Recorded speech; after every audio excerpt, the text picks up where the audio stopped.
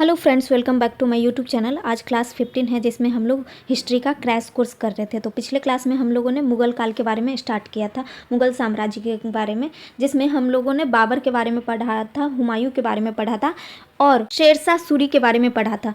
तो अब हम लोग अकबर के बारे में पढ़ना स्टार्ट करते हैं। तो चलिए आज का क्लास स्टार्ट करते हैं, जिसमें हम लोग अकबर के बारे में पढ़ने वाले हैं।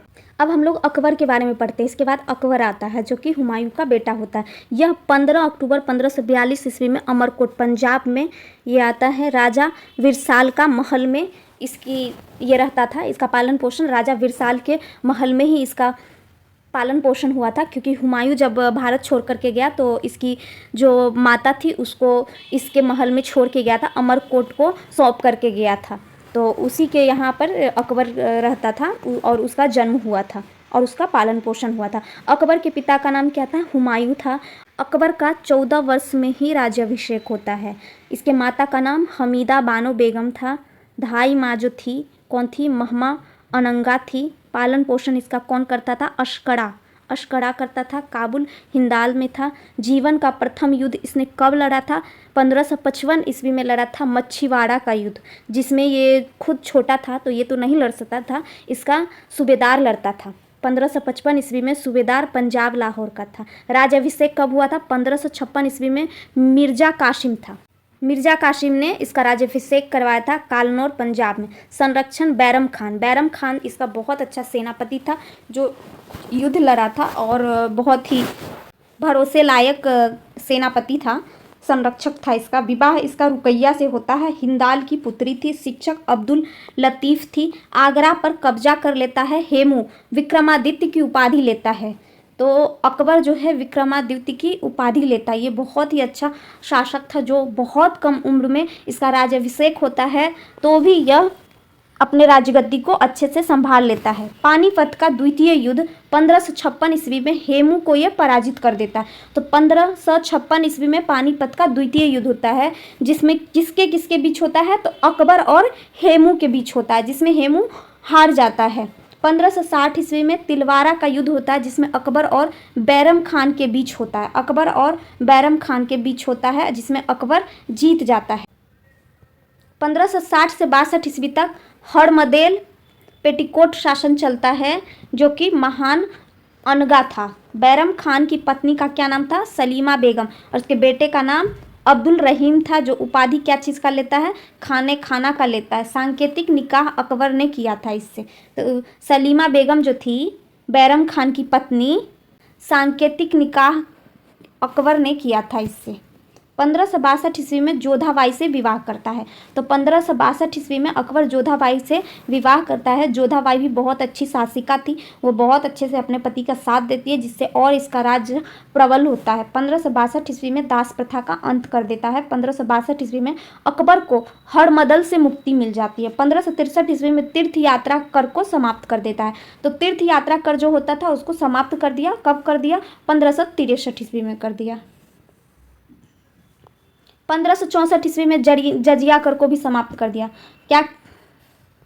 1564 ईस्वी में जजिया कर को भी इसने समाप्त कर दिया। 1571 ईस्वी में फतेहपुर सिकरी की स्थापना किया, जिसको अपना राजधानी भी बना लिया।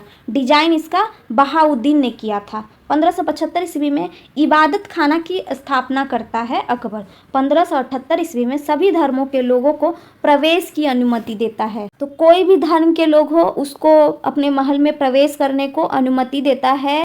1578 ईस्वी में ऐसा करता है। बृहस्पतिवार को ये लोग प्रवेश कर सकते थे, जिसको सुलह ए कुल कहते थे। तो अपने राज्य में जो जनता दरबार लगता था उसमें कोई भी धर्म के लोग आ सकते थे। ऐसा अकबर ने किया था। कब किया था? 1578 ईस्वी में किया था।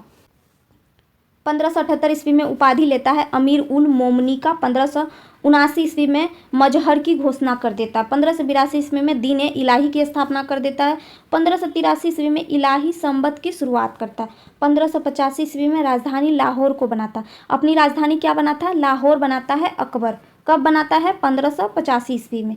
दीन ए इलाही धर्म को स्वीकार करने वाला प्रथम एवं अंतिम हिंदू होता है, जो कि कौन होता है? बीरबल होता है। महेशतस ये इसका सेनापति होता है, बीरबल। तो अकबर और बीरबल दोनों एक महल में रहते थे। अकबर का राज कवि कौन था? बीरबल था, जो कि एकमात्र था जो दीन ए इलाही धर्म को स्वीकार कर लेता है। और बीरबल का दूसरा नाम क्या था? महेश दास था। जगत गुरु की उपाधि लेता है जैनाचार्य हरि विजय सूरी, जैन धर्म अपनाता है। सेनापति इसका क्या था? मानसिंह था। दरबारी चित्रकारी दसवंत और वशावन अब्दुल समद था। दरबारी संगीतकार कौन था? बाज बहादुर था। बाबा रामदास था। बैजू बावड़ा था। प्रसिद्ध संगीतकार कौन था? तानसेन था। तो अकबर के दरबार में जो प्रसिद्ध संगीतकार किसको माना जाता है? तानसेन को माना जाता है। राजकवि कौन थी? फैजी था। और अकबरनामा ग्रंथ की रचना किसने किया था? अबुल फजल ने किया था। ये क्वेश्चन बहुत बार पूछा जाता है। तो अकबरनामा ग्रंथ की रचना किसने किया है? तो अबुल फजल ने किया है। अकबर के काल को हिंदी साहित्य का स्वर्ण काल कहा जाता है। तो अकबर के काल को हिंदी साहित्य के काल को स्वर्ण काल कहा जाता है, क्योंकि अकबर के काल में सारे धर्म के लोग आ सकते थे, बहुत ज़्यादा समानता हो गई थी, वो बहुत सारे धर्मों को मानते थे, सब में समानता रखते थे, इसलिए उसको हिंदी साहित्य का स्वर्ण काल कहते हैं। और इसके यहाँ बहुत अच्छे अच्छे राजकवि थे। कवि प्रिय की उपाधि इसको बीरबल को दी जाती है। कवि प्रिय इसका कौन था? बीरबल था। महापात्र की उपाधि नरहरि को देता है। चार बाग शैली बनाने की परंपरा अकबर के काल में शुरू हुआ था। सीरी कलम की उपाधि अब्दुल समद को दी जाती है। जड़ी कलम की उपाधि महमूद हुसैन कश्मीरी को दी जाती है। मुगलों का राजकीय भाषा क्या था? फारसी था। मुगल कौन से भाषा बोलते थे? फारसी बोलते थे। गुजरात विजय के उपलक्ष्य बुलंद दरवाज़ा का निर्माण किया था। जब गुजरात पर विजय हो गया था तो उसके उपलक्ष्य में अकबर ने बुलंद दरवाज़ा का निर्माण करवा दिया था। इसकी मृत्यु कब हो जाती है? अकबर की 16 अक्टूबर 1605 ईस्वी में हो जाती है। मकबरा क्या था? सिकंदरा था। फतेहपुरी सिकरी में किया था इसने अपना मकबरा। दरबारी विद्वान इसका कौन था? दस्तूर जी राणा, जो कि पारसी का था। एकाजीव ईसाई धर्म के थे। हरि विजय सूरी जैन धर्म के थे। पुरुषोत्तम दास हिंदू थे। रामदास सिख थे। सलीम चिश्ती मुस्लिम था। तो सारे धर्म के इसके विद्वान थे इसके दरबार में। वित्तीय नीति रुपया दाम लगाता था। 1 रुपया ये 40 दाम के बराबर बोलता था। गोल सिक्का इलाही चलाया था। आयताकार सिक्का जलाली चलाया था। 10 रुपया 1 इलाही के बराबर होता था। राम सीता सिक्का होता था। भूमि कर टोडरमल चलाता था। भूमि कर लगाया था। भूमि माप कर जब्ती प्रणाली चलाया था। फसल के आधार पर कर लगाता था, जिसको कनकूट कर कहते थे। और पिछले 10 सालों का औसत प्रणाली आइन ए दहसाला इसने किया था। भूमि के प्रकार जो थे, प्रतिवर्ष खेती होती थी। पोजल भूमि 1 साल पर खेती होती जिसको प्रतिभूमि कहते थे। और 4 साल पे जो खेती होती थी उसको चाचर भूमि बोलते थे। कोई खेती जिसको नहीं होती थी जिस पर, उसको बंजर भूमि ये बोलते थे। लगान लगाने के आधार पर कर होता था, जो कि लगान के आधार पर कर देते थे।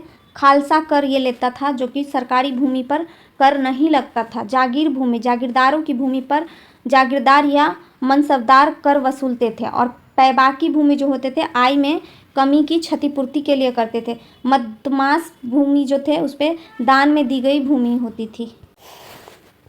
तो अकबर के दरबार में नवरत्न होते थे। उस नवरत्न के बारे में अब हम लोग पढ़ते हैं। नवरत्न कौन कौन से थे उसके बारे में हम लोग पढ़ते हैं। तो चलिए पढ़ना स्टार्ट करते हैं। पहला है बीरबल।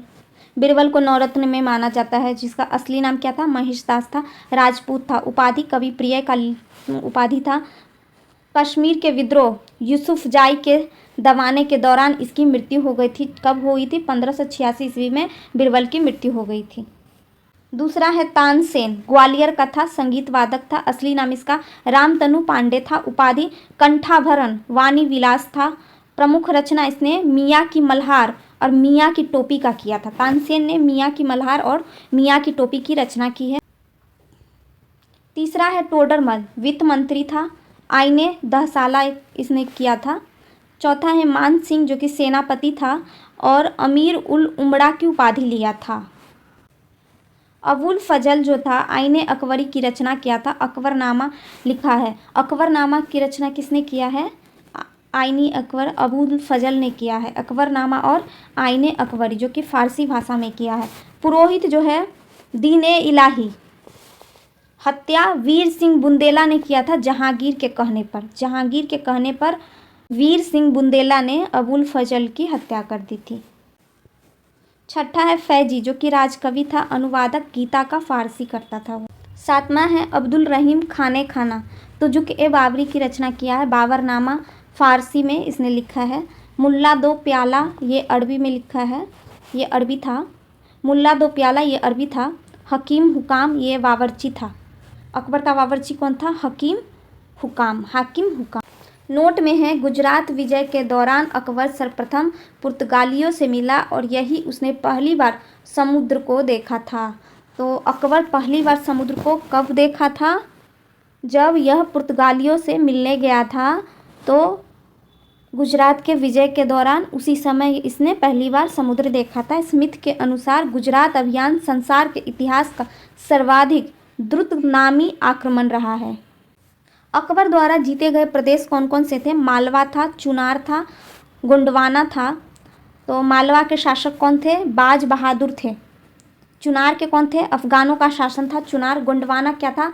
वीर नारायण एवं दुर्गवर्ती था। अकबर मालवा कब जीता था? 1561 ईस्वी में। चुनार कब जीता था? 1562 ईस्वी में। गोंडवाना 1564 ईस्वी में। आमेर भाड़मल था वहाँ का शासक। मेरता का शासक कौन था? जयमल था। मेवाड़ का शासक उदय सिंह और राणा प्रताप था, जिससे वो जीत जाता है 1568 और 1576 ईस्वी में। रणथंभौर सूरज नहारा था और कालिंजर रामचंद्र इसका शासक था। मारवाड़ का शासक कौन था? राव चंद्रसेन था।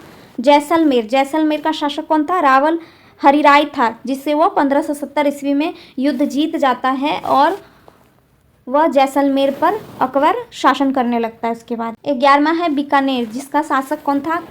कल्याणमल था, जिससे 1570 ईस्वी में जीत करके वह बीकानेर को अपने अंदर कर लेता है। 12वां था गुजरात, जहाँ का मुजफ्फर खान तृतीय शासक था। बिहार और बंगाल का दाऊद खां था। काबुल का हकीम मिर्जा था। कश्मीर का यूसुफ याकूब खान था। उड़ीसा का निसार खान था, जो कि 1592 ईस्वी में उड़ीसा को अपने अंदर कर लेता है। सिंध को जानी बेग इसका शासक था, जो अकबर 1593 ईस्वी में अपने अंदर कर लेता है। बलूचिस्तान को 1595 ईस्वी में अपने अंदर कर लेता था। जो इससे पहले शासक कौन था? यहाँ का शासक कौन था? पन्नी अफगान था। कंधार का मुजफ्फर हुसैन था शासक, और 1595 ईस्वी में अकबर अपने अंदर कर लेता है।